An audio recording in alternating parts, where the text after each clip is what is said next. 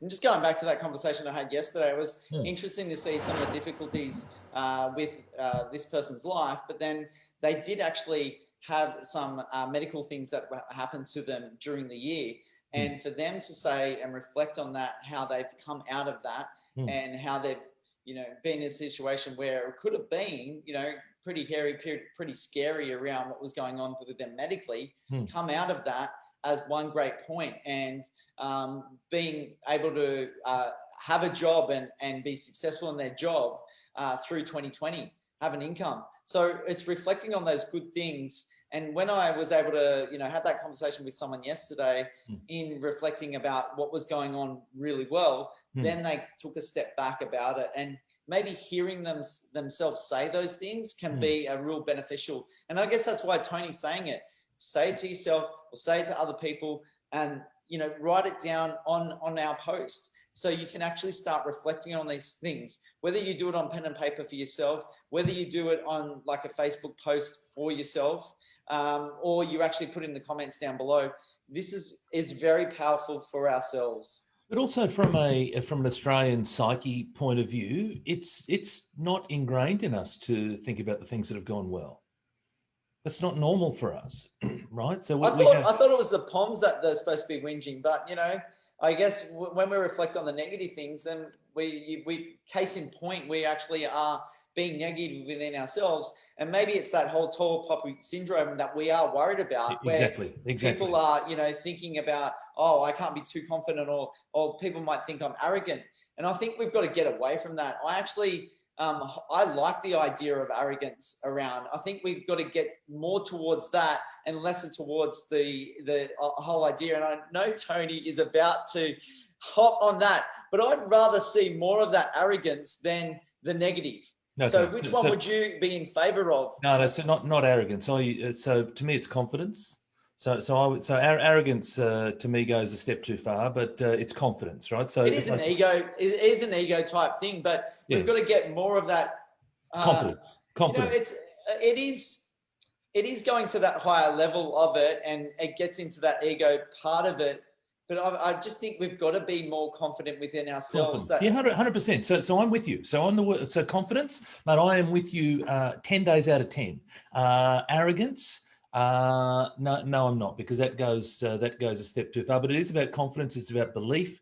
And this has been hard, right? So if you think about this year, there's been people around us who have lost jobs, who have been sick, who have known someone who's lost jobs, perhaps have had reduced hours, faced fear and anxiety. So for someone to sort of strut into a room and go, look at me, I get it, right? So people have really suppressed that this year, but it's about just being confident. Be confident to yourself. Be confident in your own ability. Be confident that I've got what I've got. I can cope. I can adapt. I can thrive. I know I can do this. So you don't have to sort of get into the center of a room and say, "Look at me, aren't I friggin' awesome?" But it's like, no, you know what? Internally, I can do this. Like, I believe that I can, whatever that thing is. It comes down to belief. The reason that people don't achieve their objectives is because at a subconscious level, they don't believe it. It's like, well, they might say, yeah, I believe I can do that thing. I believe that I can, go and start a business or go and get a promotion or whatever it might be, but they don't truly believe it. So true belief is about having certainty, and it comes from having confidence. You're confident that, I may not have all the answers, but I'm confident that I'm going to figure it out. Or I'm confident that I'm going to find a way. I'm confident that I'm not going to give up on this thing, this goal that I've got for myself. Maybe you can be arrogant about being confident. Confidence. So yeah, it's just I don't want to like get onto that word, but I think people are so low that to bring him up, sometimes I kind of use the going overboard on the arrogant side to get people to step it up to a confidence level. And maybe that's where I'm coming from in that regards. I don't feel like I'm in a space of being arrogant myself. I don't like to see people being arrogant, but I do, like you said, Tony, I do want to see people raise that bar and be more 100%. confident within themselves. Be confident, and it's having the belief, right? It's having, when I am confident, I have the belief that I can do whatever it is that I set out to do, whether it be get a promotion, whether it be, start a new business, whether it be, get a new partner, whatever it might be. When I have the belief, I feel confident. Well, that might be a good segue into our topic today, which we started, What is the topic, by the way? 20 minutes. Well, you came up with it. So Oh, that's it's about right. changing the meaning and change Yeah. your approach. Yeah. So it's the meaning within yourself, I guess, a little bit, Tony. And when we do talk about confidence, it is that meaning around it for ourselves.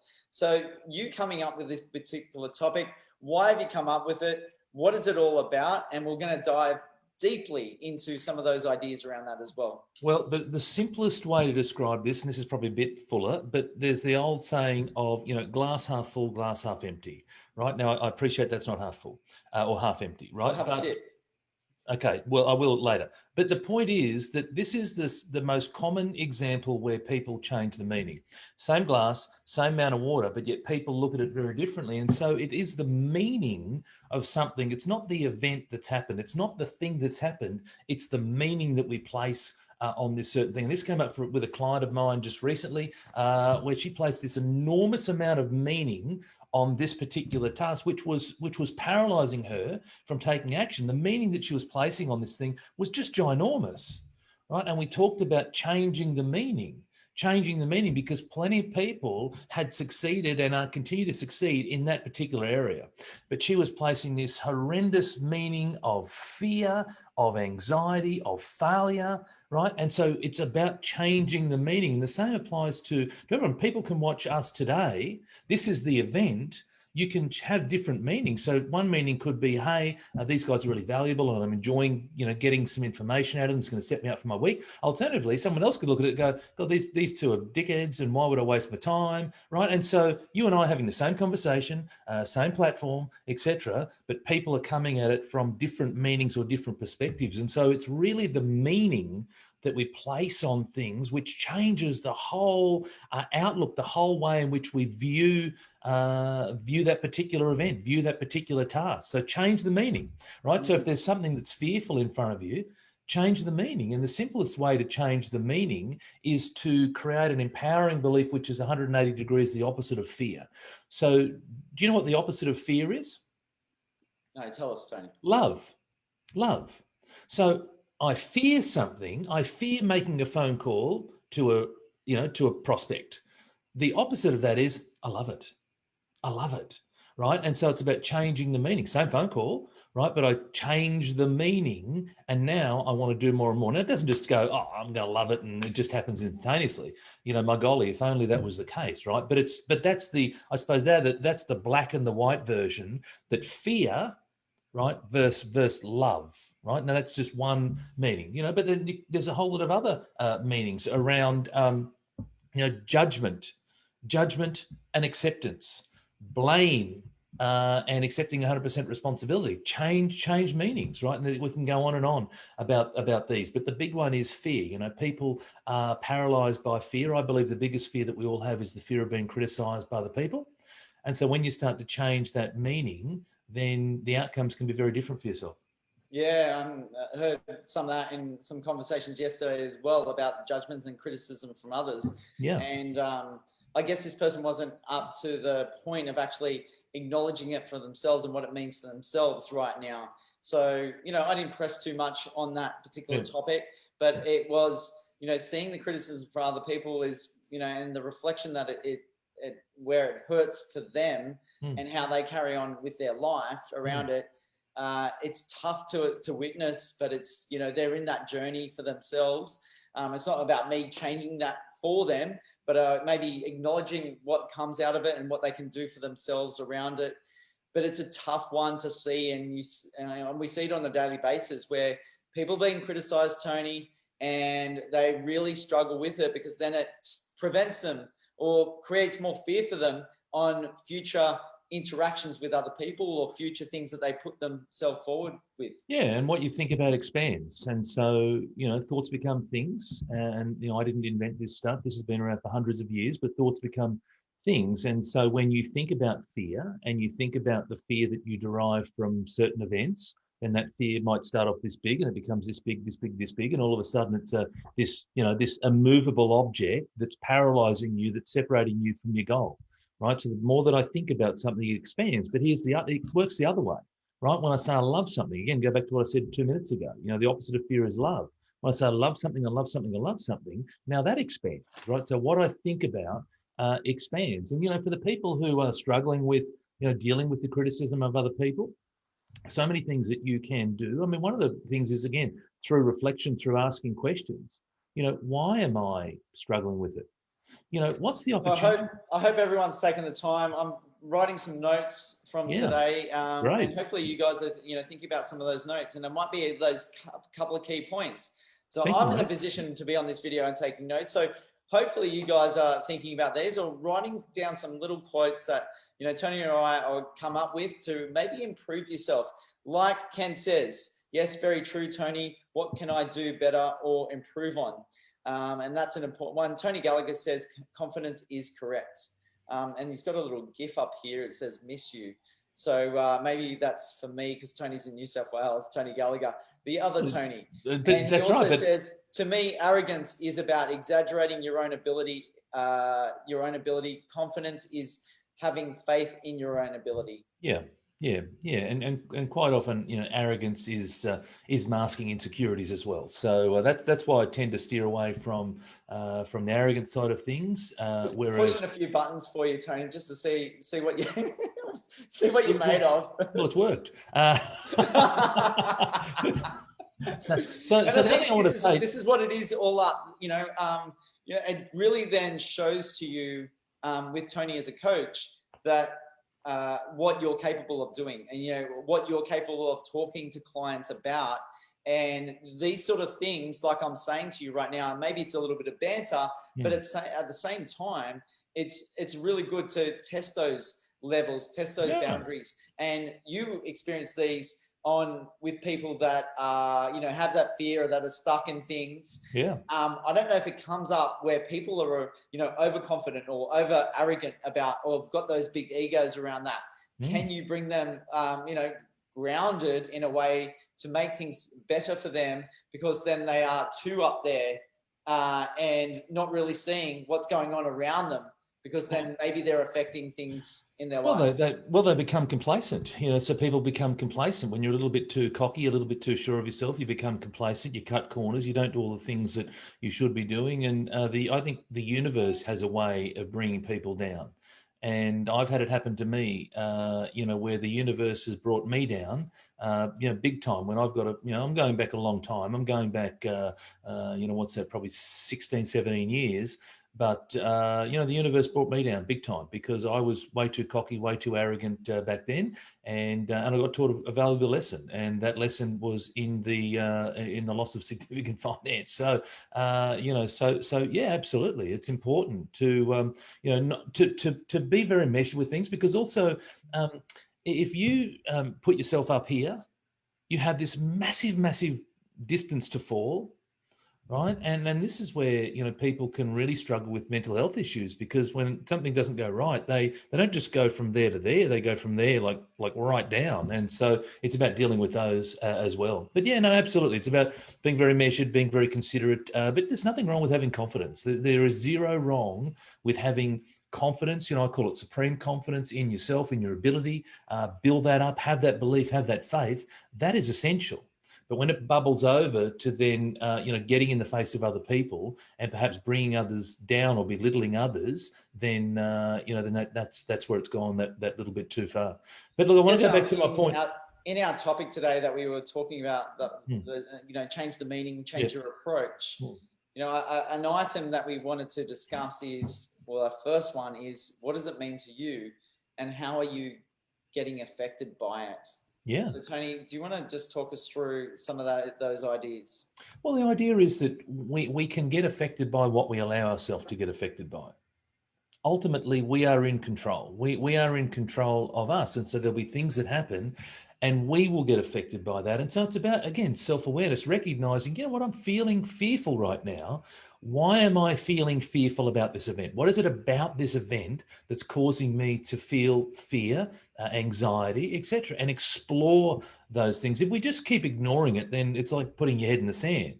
But the opportunity for all of us, men and women, is to take the time to explore and just listen to what's going on for ourselves. Why are we hesitating? Why are we procrastinating? Why are we avoiding? What is it about that? And this whole meaning conversation, it actually came up when the conversation started around, hey, Tony, I have no time. And I love that conversation. I have no time because it's BS, right? We have time, right? We have plenty of time. Okay. And it's like, no, I have no time. And when we started to dig, it's not that you don't have any time. It's that you're avoiding doing things that you should be doing, and you're avoiding them because you're scared of it. That's the reality. And so because I'm avoiding it, I'm going to find something else to put up in its place. And then I'm going to use no time as the reason for not doing the thing that I should be doing. Right. And that was the whole conversation. That conversation was a 30-minute conversation, but that was the whole conversation effectively around. It started off with someone having no time. And when we explored it, there was an enormous amount of time. But time wasn't never time in the majority of cases, it's not the issue. It's interesting, right? So I had this conversation with someone earlier this week. They're totally different, but we're talking about time. And I said, isn't it interesting that if you have a meeting down for 2 hours, that you find something to fill that 2 hours with? But if you had a meeting down for 1 hour, I know that Gary V, who you and I subscribe to, he has gone the other extreme. He has 7-minute meetings, right? And so it's about cut the BS, and get moving. And so, it's about challenging yourself, because there is an enormous amount of time for all of us. And I know I've gone off topic a little bit, but it's about, that's where it came up. It came up with time was the initial excuse, but it ended up being, and it ended up being avoidance. Not really off topic. You're actually on that topic of, what do you have? What's your meaning behind time? Yeah. And it is a big one for us. Then it goes back to time, and then the value component with money. Yeah. So, and people weighing up that decision. Would I rather go and wash my car and take 2 hours to do it, or do I go and pay someone, make five phone calls while the car's being watched, and I can be more effective in that approach and make sales out of it? That's going to make me even more money than the whole thing about washing my car. Oh, exactly. My largest client is the gyms within the gyms group, and the whole home servicing side of things, and it's built on that whole premise that people are now starting to recognize the relationship between time and money. Now, it doesn't have to be money; it could be time and experiences, right? So it might be, instead of mowing my lawn or instead of cleaning my pool, I want to take the kids to the beach. Right. So I'm happily going to pay someone 50, 60, whatever it costs to do that, because that gives me time. Time is the big one.